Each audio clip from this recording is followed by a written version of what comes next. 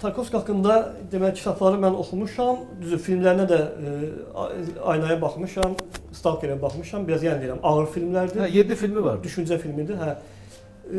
Onun ümumiyyətlə ona münasibətinizi bir daha bilmək istərdim. Biraz Tarkovskiyə. Bəli. Məhz onun filmə, kinoya yanaşma tərzi. Bəli. Yəni mənə yaxındır deyə. Yəni o bayaq dediyim kimi incəsənətə, kino sənətinə məhz o cür yanaşır. Bəli. İnsanın qəlbini düşündürsün, məhz qəlbini düşündürsün. Onu elə eləsin ki, o xeyrə açılsın, xeyrə yönəlsin. Öz dediyi kimi.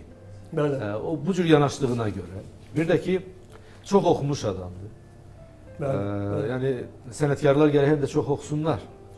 Dünya ədəbiyyatından xəbərdar olsunlar. Söz sənətindən xəbərdar olsunlar.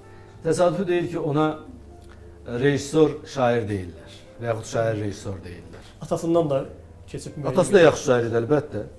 Arseniy Tarkovski. Bəli, bəli, gözəl şair idi. Hətta filmlərində Bəli. elə Aynada onun atasının şeiri səslənir. Bəli. Onun maraqlı bir fikrini qeyd etmişəm.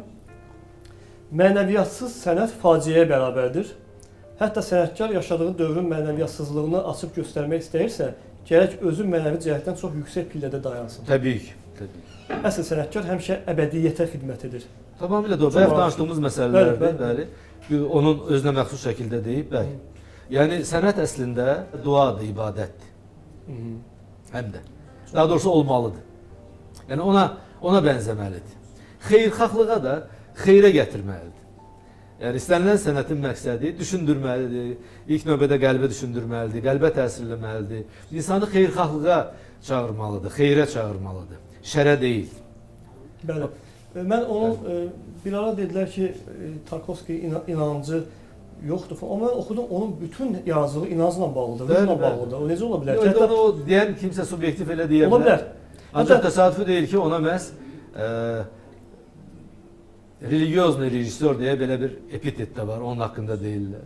Bəli. Yəni dini rejissor da deyirlər. Dini rejissor. Hətta bu bir fikri mənim çox xoşuma gəlir.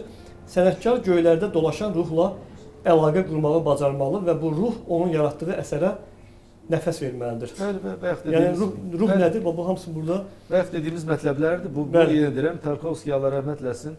Andrey Tarkovski onu özünə məxsus şəkildə izah edib. Öz deyimi ilə.